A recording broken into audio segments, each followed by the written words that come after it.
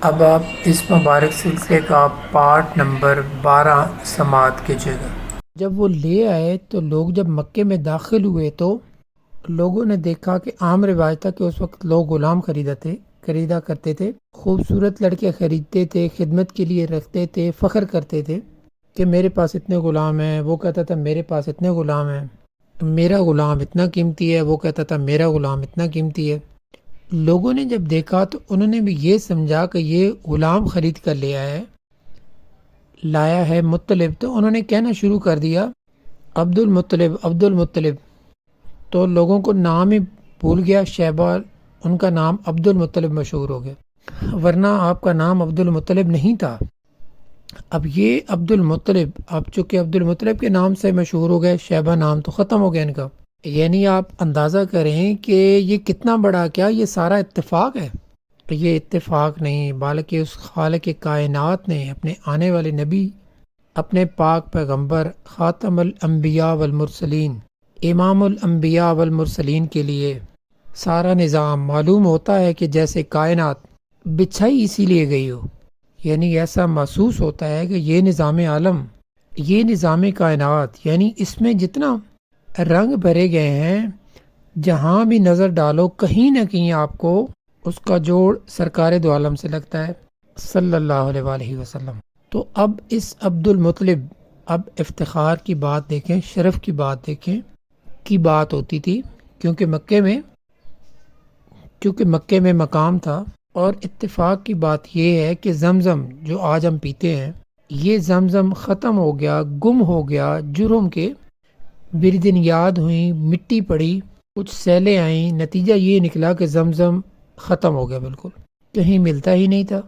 عبد المطلب نے، ان کے ایک بیٹے تھے حارث، انہوں نے آپس میں بیٹھ کے غور کیا کہ زمزم نہیں ملتا، یہ ہمارے لیے بہت بڑا مسئلہ ہے کہ زمزم کا وجود ختم ہو جائے، تو ہمیں چاہیے کہ ہم زمزم کو تلاش کریں۔ اب جناب کون تلاش کرے؟ یعنی کوئی تلاش کرنا آسان تو نہیں تھا، یہ تو اب آپ کے پاس وسائل ہیں، آپ کے پاس آلات ہیں، مشینیں ہیں، کیمرے ہیں، آپ کے پاس کھدائی کے ذرائع ہیں، آپ کے پاس غواصین ہیں، غوطہ خور ہیں۔ اس زمانے میں کہاں یہ انتظامات؟ سارے کعبۃ اللہ کے بعد کے آس پاس تو ایک پہاڑی سلسلہ تھا اور پتھر ہیں۔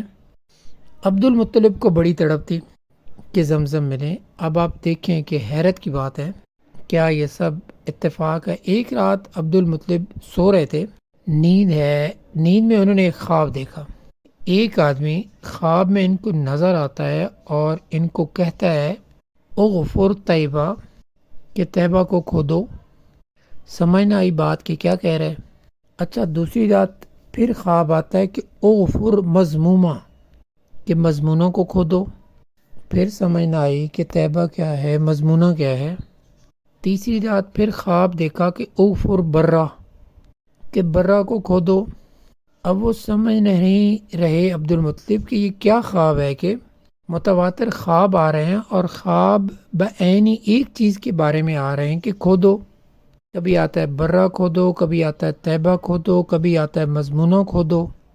تو یہ بات کیا ہے؟ چوتھی رات جب خواب آیا تو اس میں صاف نظر آیا کہ اغفر زمزم،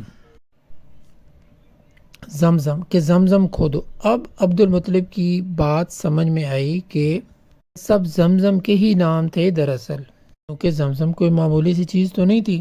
تو انہوں نے کہا یہ بات تو ٹھیک ہے، میری تو تمنا ہے کہ میں زمزم کو کھودوں اور یہ شرف جو ہے وہ قریش کو ملے، اور قریش میں سے عبد المطلب کے گھرانے کو ملے، تاکہ سقایا ساری زندگی ہمارے ہاتھ میں رہے، میری تو یہ خواہش ہے۔ لیکن سوال یہ ہے کہ میں اور میرا ایک بیٹا کیسے ڈھونڈیں اس کو؟ کہتے ہیں کہ پھر کچھ دن گزر گئے، عبد المطلب نے پھر خواب دیکھا۔ خواب میں پھر کہنے والا کہتا ہے کہ اوفر بینا فرسم ودمن اند نکرت الغرابن احسن اند کریت نملہ۔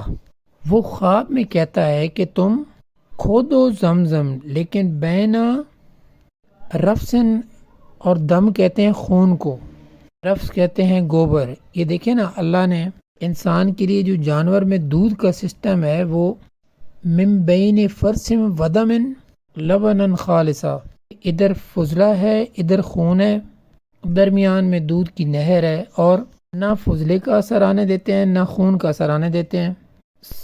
سارقن للشاربین، اللہ کی رحمت ہے۔ تو ان کو سمجھایا گیا کہ ایک طرف گوبر ہوگا اور ایک طرف خون ہوگا، اور ایک جگہ ہوگی جہاں غراب الاحسن، غراب کہتے ہیں کوا ہو سیاہ، لیکن اس کا ایک پر سفید ہو، یعنی ہو کوا یعنی غراب مشہور ہے لیکن پورا سیاہ نہیں، اس کا ایک پر جو ہے وہ سیاہ ایک پر سفید۔ جہاں وہ ٹھونگ مار رہا ہو، اپنے ٹھونگے مار رہا ہو، اس جگہ کو کھودو اور وہاں یہ دیکھو کہ ایک بستی ہوگی چونٹیوں کی۔ عبد المطلب کہتے ہیں کہ میں حیران، اب صبح کو جب زمزم والے ایک ایک پتھر کو، ایک ایک پہاڑ، ایک ایک کونا، ایک ایک گلی، ایک ایک جگہ ڈھونڈ رہا ہے، نہ اس کو وہ دم ملتا ہے، نہ اس کو وہ فرس ملتا ہے، نہ اس کو ان چونٹیوں کی کوئی بستی ملتی ہے، نہ اس کو کوئی کوا چونچ مارتا ملتا ہے۔ تو وہ کہتے ہیں کہ عجیب بات ہے، مجھے متواتر 4 راتوں کو خواب آتا رہا، اور پھر اتنی واضح بات کہی گئی کہ لیکن موقع پر موجود نہیں۔ کہتے ہیں میں بہت پریشان تھا اور دعائیں مانگتا تھا کہ اللہ مجھے موقع دے کہ یہ سعادت مجھے ملے۔ اب دیکھیں، حضور تو پیدا بھی نہیں ہوئے، یعنی حضور صلی اللہ علیہ وآلہ وسلم کے والد بھی ابھی جوان نہیں ہوئے، لیکن عبد المطلب کو زمزم کا اتنا فکر پیدا ہو جانا وجہ کیا تھی؟ یہ سب اتفاقات تو نہیں ہے نا؟ کہتے ہیں میں بڑا ہی پریشان ہو کر دعائیں مانگتا تھا۔ ایک دن میں حرم کے قریب لیٹا ہوا تھا کہ میں نے دیکھا کہ ایک بندہ جو ہے وہ بچڑا لے کر آیا، اور اس نے آ کر ایک جگہ ذبح کیا، اور ذبح کرنے کے بعد چونکہ مشرکین جو تھے کہ بتوں پہ وہ چڑھاوے چڑھاتے تھے، عیساف اور نائلہ پہ قدموں میں آ کر جانور ذبح کرتے تھے، جیسے آج کل ہندو جو ہے وہ اپنی دیوی دیوتاؤں کی بھینڈیں چڑھاتا ہے، بلکہ بعض تو ایسے بھی ہیں جو بچوں کو جا کے ذبح کرتے ہیں کہ اس سے ہمیں شکتی ملے گی۔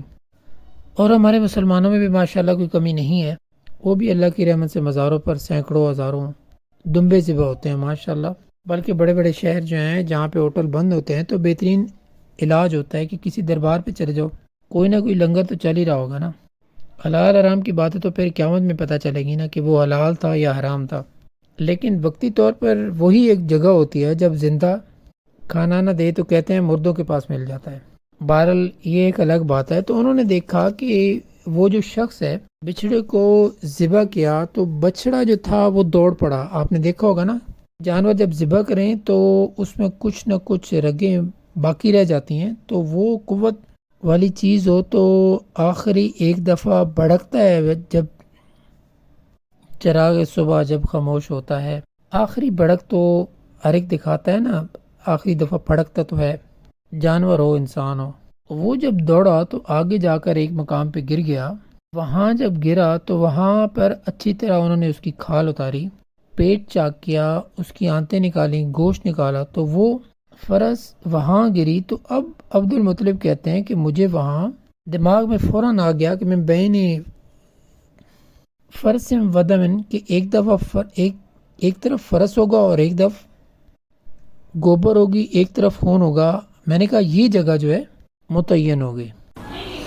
اس کے بعد آپ اس مبارک سلسلے کا پارٹ نمبر 13 سماعت کیجیے گا۔